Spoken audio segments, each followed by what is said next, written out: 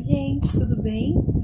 Bom, tô aqui primeiro pra falar que eu tô morrendo de saudade de vocês. Já faz alguns dias aí, alguns domingos que a gente não se encontra. E a gente sabe que agora a gente precisa ficar em casa, né, pra se proteger um pouco, pra manter a nossa saúde. Mas eu tenho certeza que tudo vai terminar bem, que Deus tá cuidando da gente.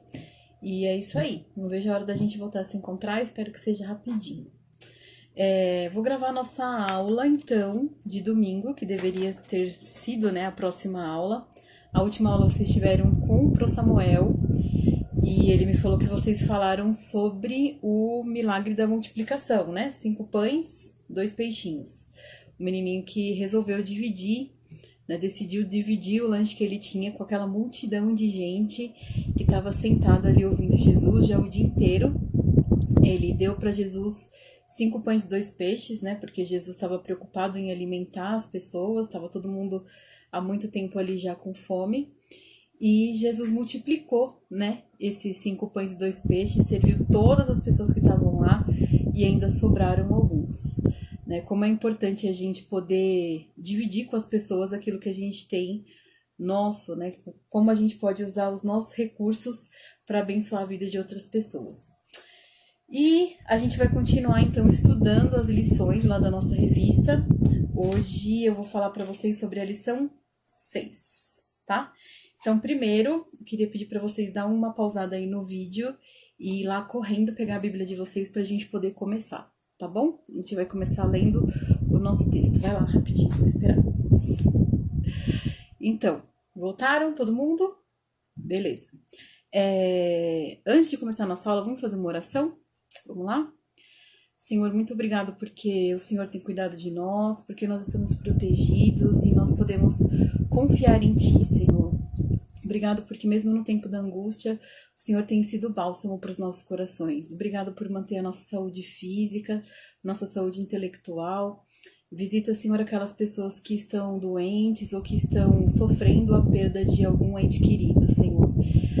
Nos ajuda a confiar em Ti e que esse mal que tem assolado o nosso planeta possa ser sanado, Senhor, com muita rapidez, com muita eficiência, Senhor, em nome de Jesus. Abençoa as equipes médicas que têm cuidado dessas pessoas, que eles também não se contaminem e que todos aqueles que estão aí com casos confirmados dessa doença possam receber a cura, Deus. Em nome de Jesus, nos protege.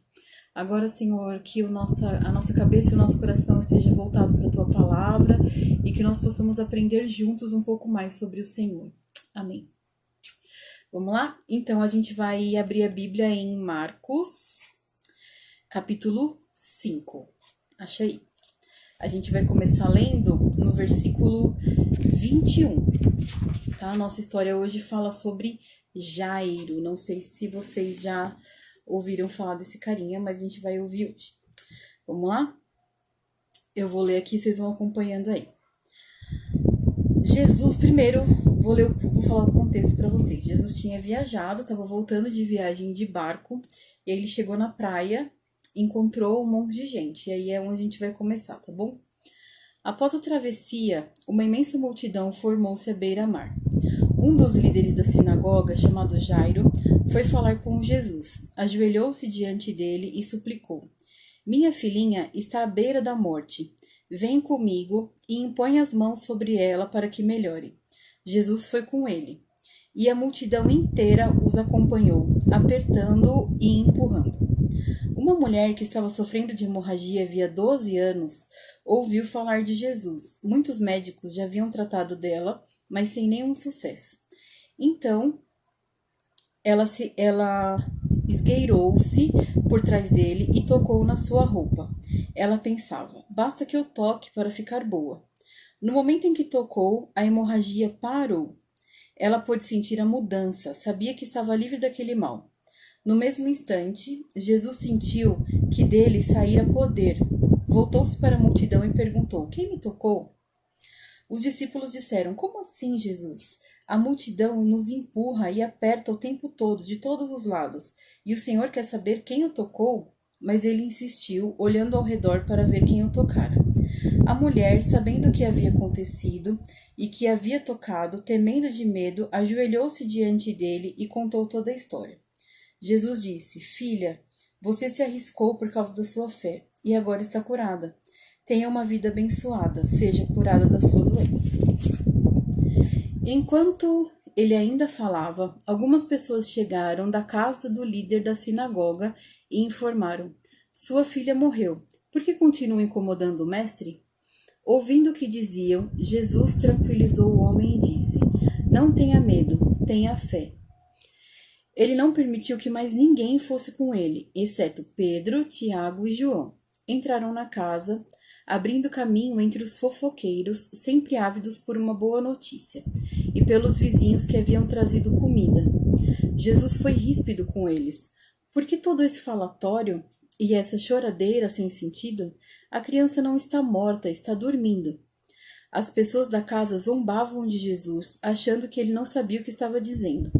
Contudo, Jesus dispensou eles, chamou o pai e a mãe da criança e seus discípulos e entrou no quarto da menina.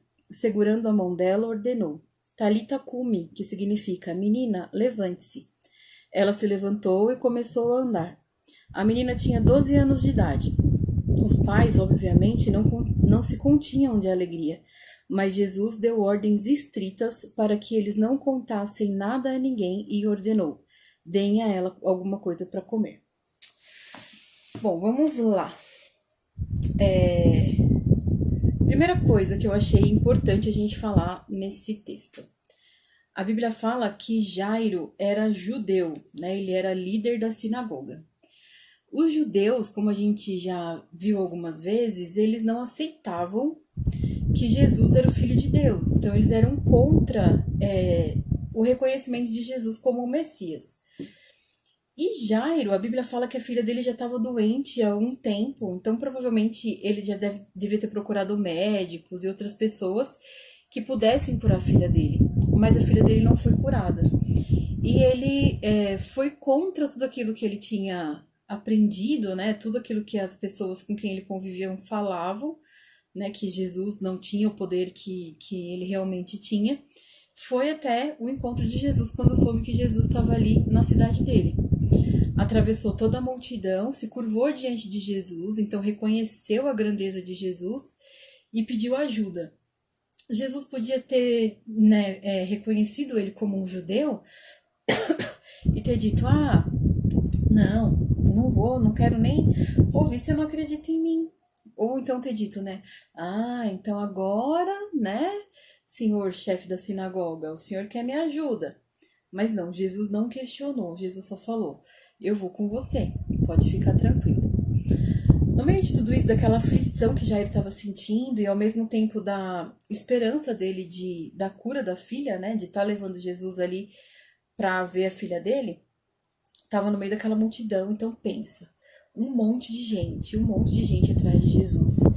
Ele ali no meio daquela multidão, aquele empurra, aquela coisa. Jairo já devia estar muito agoniado, querendo, esse povo todo aqui, e eu preciso levar ele, preciso chegar logo, minha filha tá morrendo, porque ele viu que a filha dele estava muito doente, querendo ali uma certa pressa para atravessar no meio daquela multidão, e todas aquelas pessoas, e aí de repente Jesus para no meio daquilo tudo, e fala assim: alguém me tocou, alguém encostou em mim. Como está escrito na Bíblia, os discípulos próprios falaram, mas mestre, tá todo mundo te tocando, tá todo mundo te empurrando, a gente tá sendo esmagado aqui pela multidão. Como é que o senhor vem perguntar agora quem te tocou? Todo mundo te tocou. E eu acho que Jairo deve ter pensado da mesma maneira, Jairo deve ter falado: não acredito, a gente já tá atrasado aqui no meio dessa multidão, eu querendo passar logo, e aí ele para perguntar quem encostou nele. Mas Jesus sabia que um ato de fé tinha acontecido ali no meio daquela multidão. E talvez ele tivesse querendo também mostrar que para Jairo, que ele era capaz, querendo alimentar a fé de Jairo e das outras pessoas que estavam ali. Uma mulher, que a Bíblia fala que era uma mulher que sofria de uma doença também, que há muitos anos, então um caso parecido com o da filha de Jairo, estava doente, tinha procurado vários médicos e nenhum médico tinha dado uma solução para a doença dela. ao contrário da filha de Jairo, ela ainda estava vivendo, né, assim, não estava à beira da morte, mas vivia com aquela doença. Depois fala mais lá no final do capítulo, né, fala que a filha de Jairo tinha 12 anos e aquela mulher também sofria há 12 anos com aquela doença. E aí Jesus pergunta, ela sabe, né? Porque a Bíblia fala que ela sentiu que ela foi curada. Então ela sabe que Jesus estava falando dela, porque ela encostou em Jesus e sentiu algo diferente. E aí ela se coloca ali e fala, né? Conta a história dela para Jesus. E Jesus abençoa ela e fala: você realmente está curada, recebe sua cura. Parabéns pela fé que você teve. E Jairo estava ali vendo tudo aquilo acontecer, de repente muito aflito, né, com a pressa que ele queria que ele estava, né, de Jesus chegar até a filha dele. E aí nesse meio tempo vem alguns servos, né, algumas Bíblias falam amigos, outras Bíblias falam que eram, outras traduções bíblicas falam que eram servos, né, de Jairo. E aí chegam para ele e falam: ó, chefe, Jairo, pode ficar, não precisa mais levar Jesus para lá, né? Sua filha acabou de morrer. Jairo deve ter ficado arrasado, né? E deve talvez ter pensado: ah, mas se ele não tivesse esperado, né? Se ele não tivesse parado, se ele tivesse dispensado toda essa gente, de repente tinha dado tempo dele curar minha filha. Mas antes que Jairo falasse qualquer coisa e antes que ele tivesse tempo de pensar em qualquer coisa, Jesus virou para ele e falou: não escuta o que eles estão falando, né? Não precisa ter medo. Só confia em mim. Você veio até aqui como um ato de fé, então continua confiando. E aí nessa hora Jesus dispensou toda a multidão e não quis que ninguém fosse com ele, nem todos os discípulos, né, que sempre andavam com ele. Ele chamou só Pedro, Tiago e João e foi com Jairo até a casa dele. Quando ele chegou lá, tinha um monte de gente na porta da casa de Jairo, porque Jairo era uma pessoa importante, né? Era uma pessoa ali influente no meio dos judeus. Então tinha muita gente querendo saber, querendo, né? A Bíblia fala que tinha muitos fofoqueiros ali querendo saber o que aconteceu, querendo espalhar a notícia. E outras pessoas que foram lá para levar comida, para ajudar, né? Porque naquela época os velórios, eles serviam, né, comidas nos velórios e tal. Então, gente que levou comida ali para casa para ajudar a família e outras pessoas que foram lá para saber o que estava acontecendo. Jesus chegou, foi tentando abrir caminho ali no meio daquelas pessoas e aí algumas pessoas falaram: ah, o que ele veio fazer aqui? Né? Pode ser que alguns até, né, a maioria deles eram judeus e até criticaram, né? Nossa, mas ele é chefe da sinagoga e foi atrás desse homem que os judeus tanto falam mal. E Jesus falou: ó, eu não quero ninguém aqui, vocês não sabem o que vocês estão falando. Eles falaram: não adianta mais trazer ele aqui, a menina já tá morta. E aí Jesus falou: ela não tá morta, ela tá dormindo. Então tira todo mundo daqui, mandou todo mundo embora e chamou só Jairo, a mãe da menina, Pedro, Tiago e João. Foram até o quarto da menina, entraram ali e a menina estava deitada na cama. Jesus sentou do lado dela, pegou na mão e falou: Talita cumi, né? Que significa: menina, levante-se.